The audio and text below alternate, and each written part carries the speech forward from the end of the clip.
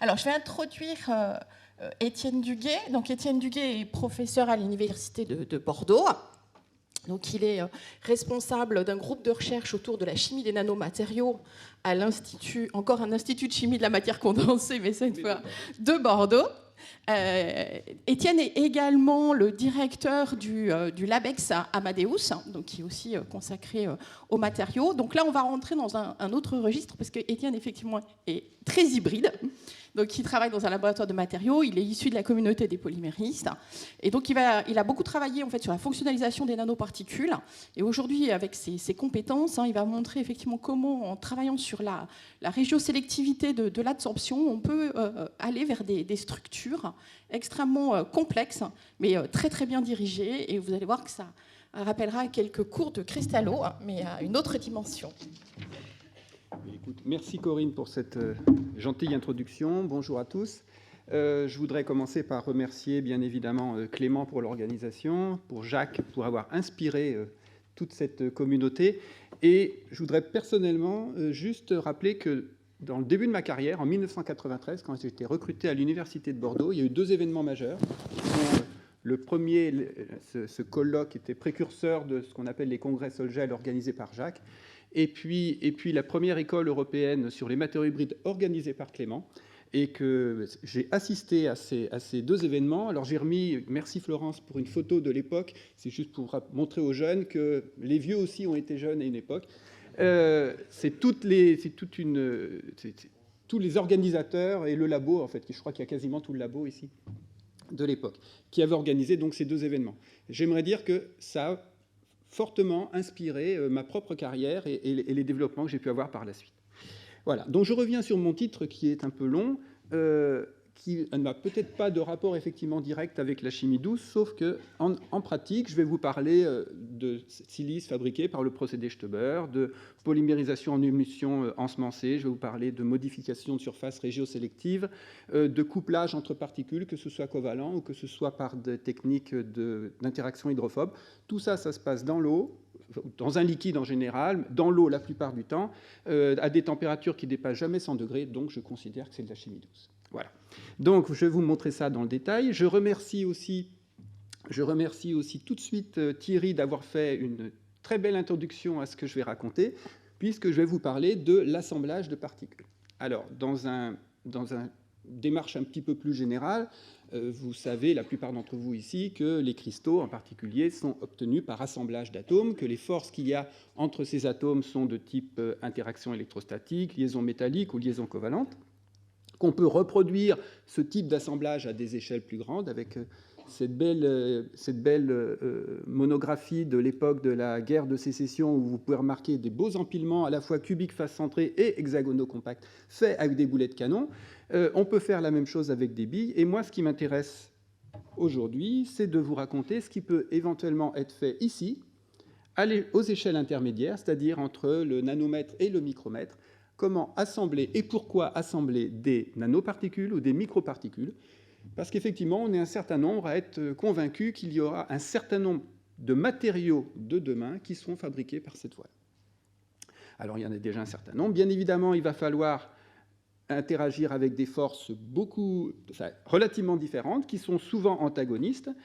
Ça a donné lieu à une science, un domaine de recherche dans le domaine des nanotechnologies qui, selon moi, est un des plus excitants. Alors, on a développé un vocabulaire un peu particulier. Les cristaux colloïdaux, c'est-à-dire l'assemblage de sphères, comme l'a montré Thierry, c'est déjà dans le vocabulaire, cristal colloïdal, mais finalement, une particule, qu'on peut appeler aussi un colloïde, une particule, on peut l'appeler un atome colloïdal, puisque c'est l'élément constitutif. Si on fait un agrégat de quelques sphères, quelques particules sphériques, on les agrège et que ça donne une forme de molécule, on va parler de molécules colloïdales, et pourquoi pas de macromolécules colloïdales. Donc c'est le vocabulaire que je vais employer à partir de maintenant. Alors, un exemple ici de cristaux colloïdaux relativement basiques, à partir du moment où les chimistes ont été capables de faire des billes de polystyrène ou de silice parfaitement monodisperses en taille, bien évidemment, c'était assez facile de trouver des moyens de faire sédimenter et d'obtenir des très beaux assemblages de ce type-là, qui ont permis d'ailleurs, dès les pré-étudier, de voir à des échelles supérieures les phénomènes d'inclusion, les phénomènes de fracture, etc. plus toutes les transitions de phase. Ce sont des empilements qui sont compacts. C'est déjà beaucoup plus compliqué si on veut reproduire un empilement qui est beaucoup moins compact, beaucoup plus ouvert, tel que la structure diamant. Pourquoi? Parce qu'ici, les sphères, toutes identiques, elles vont venir s'assembler, d'accord, et elles vont avoir 12 voisins, une coordinance de 12, qui est une coordinance spontanée. Par contre, si on veut faire une structure diamant, il faut imposer une coordinance de 4, puisque les atomes sont seulement en contact avec 4 autres atomes de carbone, tous étant hybridés sp3, donc tous dans une hybridation de type tétraédrique. Et alors ça, c'est déjà beaucoup plus compliqué à obtenir.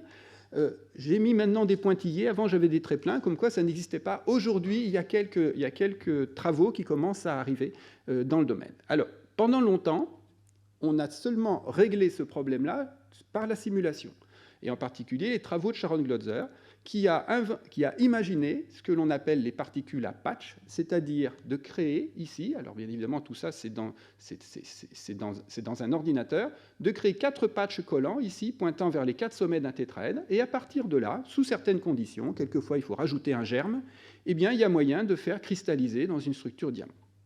Alors un peu plus tard, elle a montré qu'on pouvait aussi jouer sur la forme. Et finalement, quand on joue aussi sur la forme, on peut faire ce que l'on appelle des patchs entropiques. Les patchs enthalpiques étant les patchs qui consistent à avoir vraiment une interaction chimique, d'accord, ou physico-chimique mais attractive, alors que les patchs entropiques, eux, jouent sur la forme. Et on pourra, vous le verrez dans un instant, utiliser par exemple des forces de déplétion pour faire les assemblages. Alors, des travaux de simulation, c'est par centaines qu'on peut trouver des articles dans ce domaine. Ça a vraiment excité les gens qui ont fait la simulation pour trouver des tas de structures. D'un point de vue, cette fois, de la synthèse, fabriquer des particules à patch, d'un point de vue de la synthèse, là, déjà, il y a beaucoup moins d'exemples, d'accord ? On avait fait une revue il y a quelque temps, en 2017, et puis on vient de la mettre à jour. Alors, peut-être qu'il est sorti aujourd'hui. J'ai corrigé les épreuves ce week-end. On a fait un ChemSocRev ici sur ce domaine-là des particules à patch et de leur assemblage. Donc, on a fait un point très récent. Alors, je ne vais pas vous présenter toute la revue, bien évidemment, mais je vais juste vous montrer un exemple typique, qui est quand même un des plus importants dans le domaine, la contribution de Dave Pine. Dave Pine, le physicien à New York, et puis Sakana en particulier, qui est le chimiste qui a préparé les objets. Donc en fait, ils partent de billes de silice, ils trouvent le moyen de les assembler au sein d'émulsions, et ces émulsions, alors ils ont des mélanges. Là, un joli exemple, il n'y en a que 3, mais en fait, il y a des 4, il y a des 5, il y a des 2. Alors après, il y a un tri relativement complexe par centrifugation, mais quand ils ont fait ces assemblages-là, à ce moment-là, ils rajoutent une molécule qu'ils appellent TPM, mais que nous, on appelle MMS, c'est le métacryloxy. Je ne vais pas retrouver le nom. Enfin, vous voyez tout ce que je veux dire. C'est l'hydroxysilane avec le groupement métacryloxyméthyle. Il faut un gonflement, ils polymérisent, et ensuite, ils viennent attaquer chimiquement la silice, d'accord, et ça permet de faire 3 phosphettes ici. Alors, ils font 3 sur cet exemple, mais ils peuvent faire 1, 2, 3, etc. Et ces phosphettes, qui sont donc des patchs entropiques, vont être utilisés pour, cette fois, mettre en présence d'autres sphères, et en rajoutant un déplétant, c'est-à-dire ici des macromolécules, eh bien, il va y avoir des forces qui vont faire que les sphères, si elles ont la bonne taille par rapport aux phosphettes, vont venir s'assembler, ce qui leur a permis de venir reconstruire ce que j'appelle des molécules colloïdales.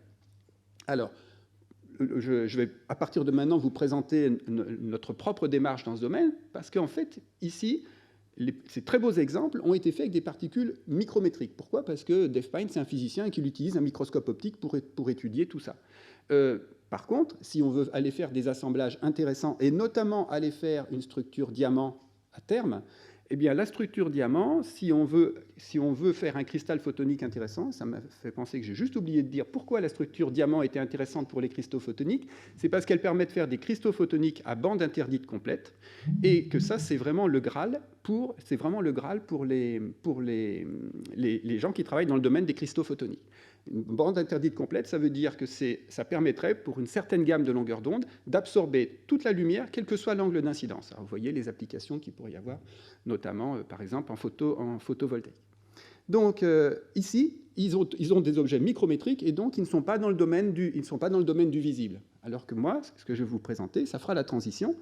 On travaille, alors c'est plus compliqué, on va travailler, plus compliqué parce que plus difficile à observer, avec des particules qui sont de l'ordre de quelques centaines de nanomètres. Et notre objet de départ, c'est ce qu'on appelle ici une particule tétrapodique, silice-polystyrène. Un cœur de silice et 4 nodules de polystyrène.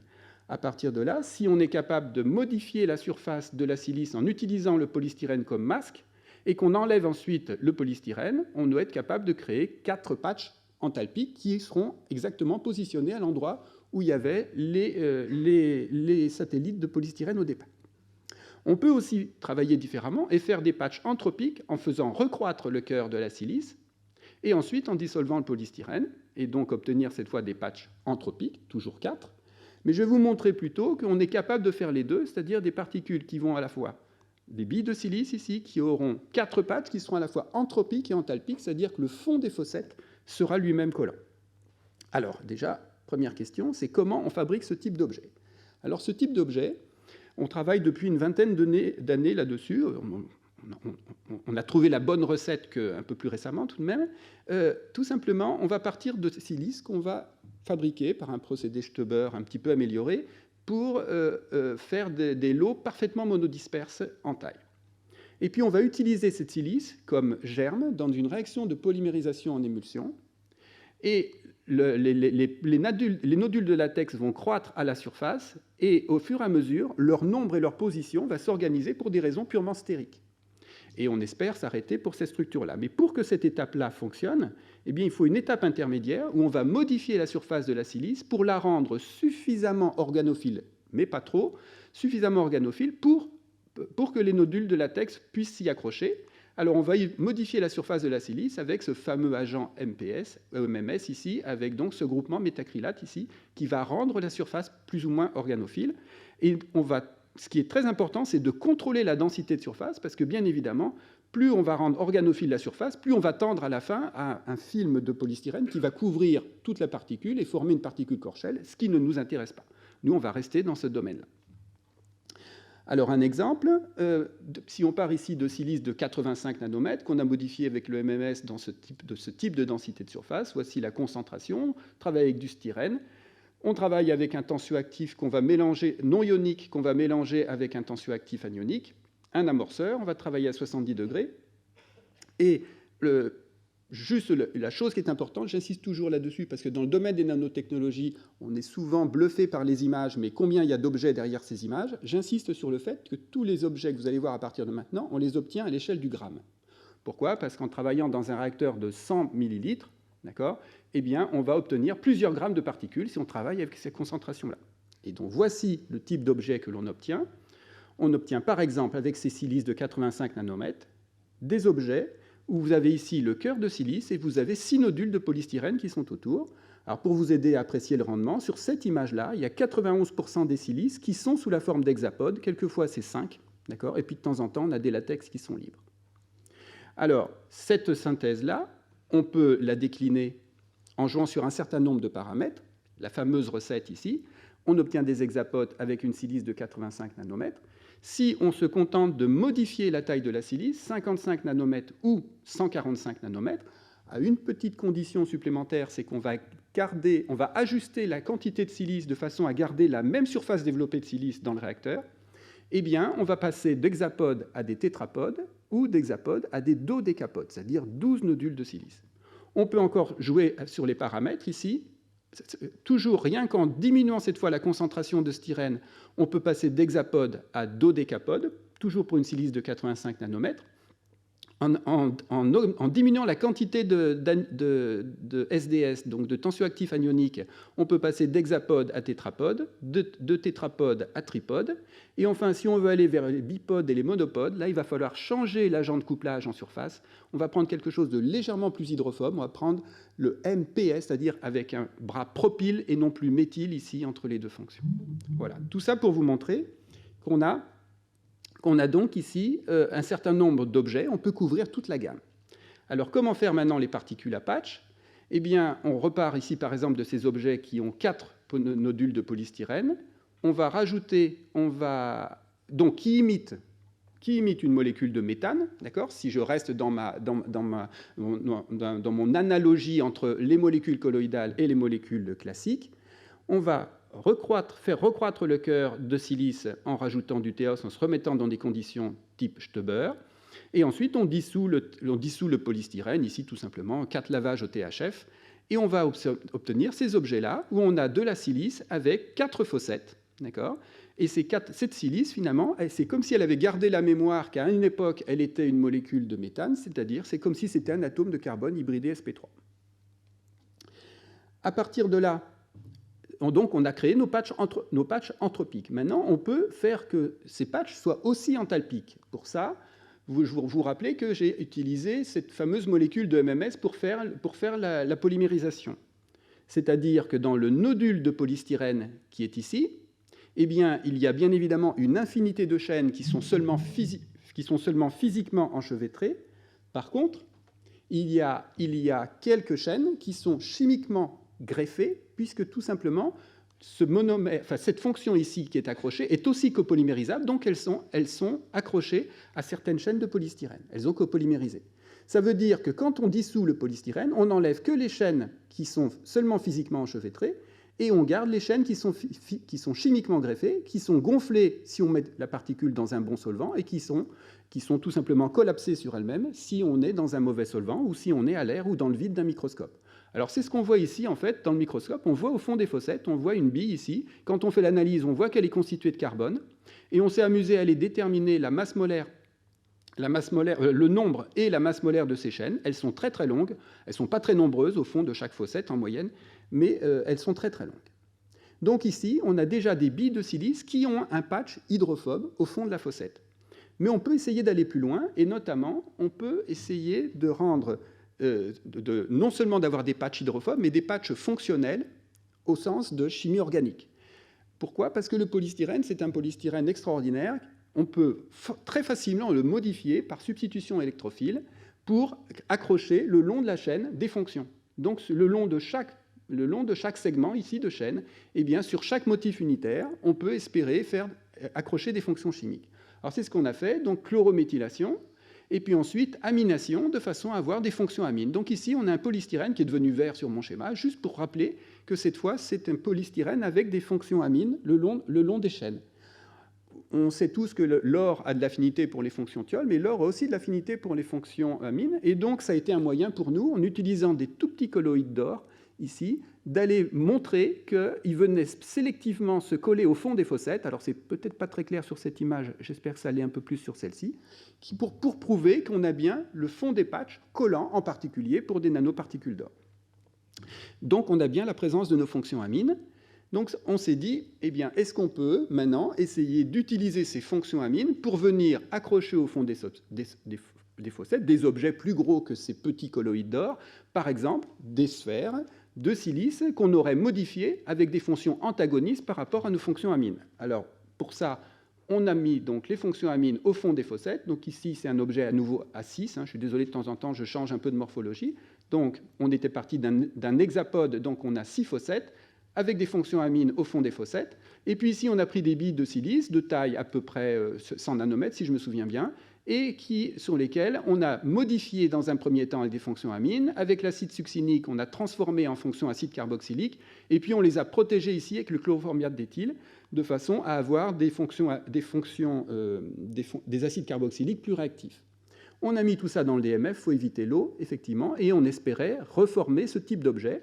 Alors, comme on utilise un excès de satellites potentiels, c'est-à-dire ces billes de silice, c'est un petit peu plus compliqué sur les images, mais si vous regardez celui-ci, ou si on trouve un objet isolé sur la grille, eh bien, on retrouve effectivement ces fameux objets. Cette fois, on retrouve un hexapode mais qui est entièrement formé de silice. Le cœur est en silice, et les satellites sont aussi en silice. Donc, on a obtenu ici une nouvelle molécule colloïdale qu'on pourrait considérer comme imitant celle de la molécule SF6. Alors, bien évidemment, on s'est amusé à regarder ces objets et à décliner, et donc à essayer de varier la zoologie des objets. Alors, en repartant cette fois d'objets A4 et des sphères, et en travaillant sur le ratio entre le nombre de fossettes et le nombre de sphères qu'on met en présence, on a été capable de reformer des molécules toutes silice de type CH4. On a été capable, quand on joue sur le ratio, de n'en mettre que 3. C'est comme si on imitait une molécule d'ammoniac ou bien une molécule d'eau. On peut s'amuser à varier, c'est-à-dire à non seulement mettre, enfin on peut mettre cette fois 2 types de satellites. Alors c'est pas très clair ici, mais on a mis des silices satellites qui sont les mêmes qu'au départ, c'est-à-dire de la silice classique, pure, et puis on a mis des billes de silice qui ont un cœur d'or qu'on a obtenu par nucléation-croissance. Et dans ces proportions-là, on peut reformer des objets variés de ce type-là. On voit un peu mieux quand on colorie après les satellites. Et on s'est même amusé à mettre 4 types différents, c'est-à-dire à retrouver comme un atome de carbone qui serait asymétrique avec 4 substituants de taille différente. On l'a fait aussi avec 4 colorants différents. Donc on peut, en faisant des couplages, ici on dit qu'on utilise des ponts amides entre la réactivité des amines qui sont au fond des fossettes et les fonctions acides carboxyliques qui sont à la surface des satellites.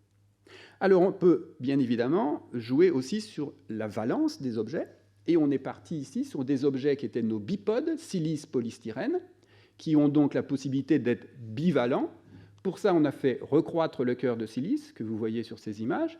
Ensuite, on a dissous le polystyrène, on a modifié le polystyrène au fond pour mettre des fonctions amines. Alors là, vous avez l'impression qu'on a changé d'objet, mais c'est tout simplement qu'ils se sont mis à plat sur la grille. D'accord ? Et maintenant, si on regarde les assemblages, eh bien, on est capable, en remettant des sphères avec les fonctions acides carboxyliques, on est capable de refaire des chaînes. Alors, voilà le type d'assemblage qu'on est capable de faire. Alors, pour faire des chaînes, c'est un peu plus efficace d'utiliser une autre voie. C'est-à-dire, je repars des mêmes objets et je ne vais même pas faire la modification, je vais juste garder le fait que ce sont des chaînes de polystyrène. Et les chaînes de polystyrène, le polystyrène, un bon solvant, c'est par exemple le THF, un mauvais solvant, c'est l'eau.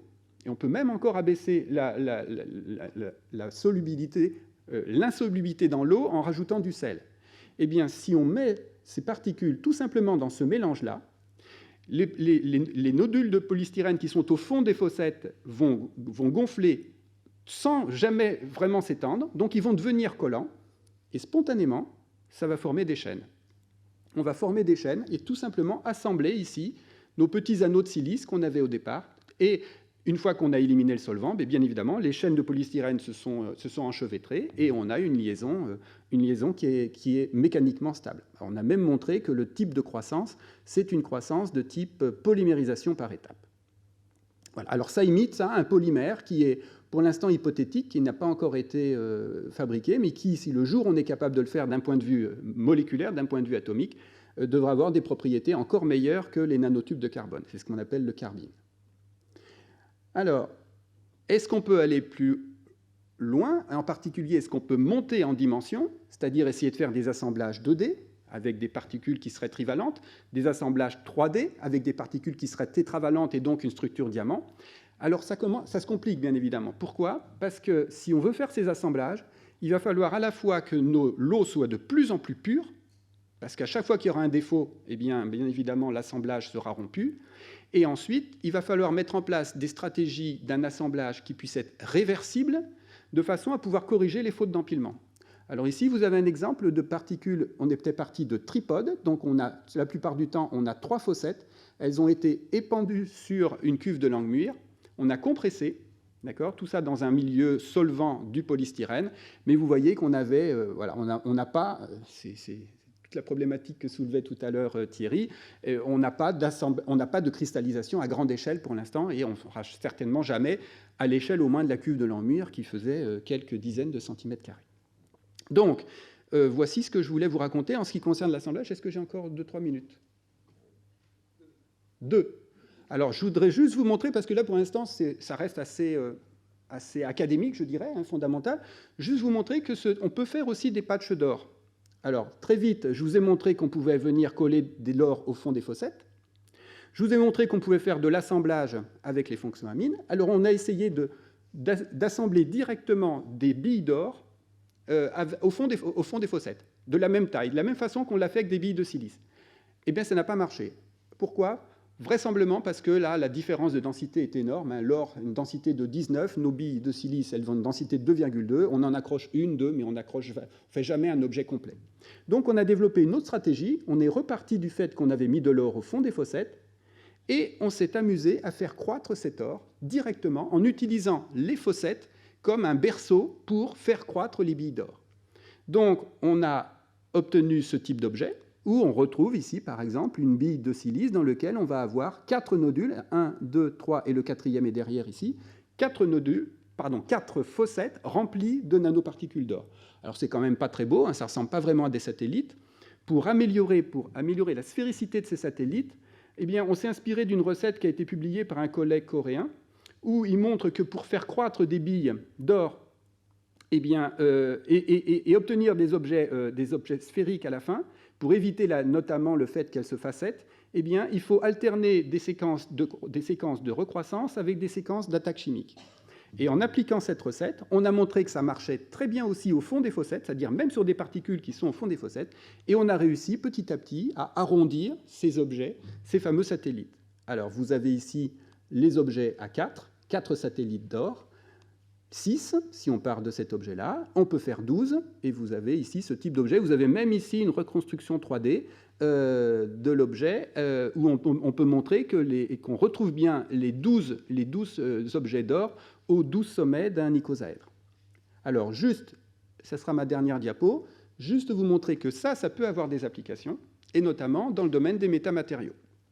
Alors, dans les métamatériaux, il y a quelque chose qui est intéressant de démontrer, c'est qu'on a ce que l'on appelle du magnétisme optique. Et le magnétisme optique, quand on a des particules ici, d'un cluster de particules d'or autour d'une particule diélectrique, il y a à la fois du couplage, du couplage électrique, hein, sous l'effet du placement, il y a un couplage électrique, mais on peut aussi avoir un couplage magnétique. Et ce couplage magnétique, on peut le démontrer avec nos collègues du CRPP par une méthode résolue en polarisation de diffusion de la lumière à certaines longueurs d'onde. Et finalement, c'est le rapport entre ces deux alternances, c'est l'intensité ici, ce rapport-là d'intensité qui montre la contribution magnétique par rapport à la contribution électrique. Alors, sur des particules de framboise classique, c'est-à-dire avec des satellites d'or désordonnés en surface, on avait un rapport composante magnétique sur composante électrique de 4,2%. On a montré que si on passe au dodécapode, on est passé à 14%, c'est ce qu'on a publié dans ces deux papiers. Et je vous montre ici en avant-première des résultats qu'on vient juste d'avoir et qui ne sont pas encore publiés. Le fait de remplacer l'or par l'argent, eh bien maintenant on fait 100%, c'est-à-dire que la composante magnétique a exactement la même amplitude que la composante électrique. Là, ça commence à devenir très intéressant. C'est un prérequis, tout ça, pour faire des matériaux, une fois qu'on les aura assemblés, qui auront par exemple des indices de réfraction inférieurs à 1, voire inférieurs à 0. Et donc l'opportunité de faire des lentilles parfaites, de faire du cloaking, de l'invisibilité, de la cape d'invisibilité, etc. Voilà, je vais juste sauter les 3 diapos qui suivent pour arriver à la diapo où je voulais remercier ici à peu près dans l'ordre d'apparition dans les résultats tous les doctorants qui ont travaillé avec nous. Serge Ravenne, qui est mon complice depuis le début et avec qui on partage le leadership sur ce sujet-là. Serge Ravenne, donc du CRPP. Mona Tréguer, avec qui on développe de plus en plus ces interactions vers les métamatériaux. Et puis tous les collègues avec qui on a collaboré plus ou moins, sur certaines parties, je veux dire, de cet exposé. Voilà, je vous remercie pour votre attention. Merci beaucoup.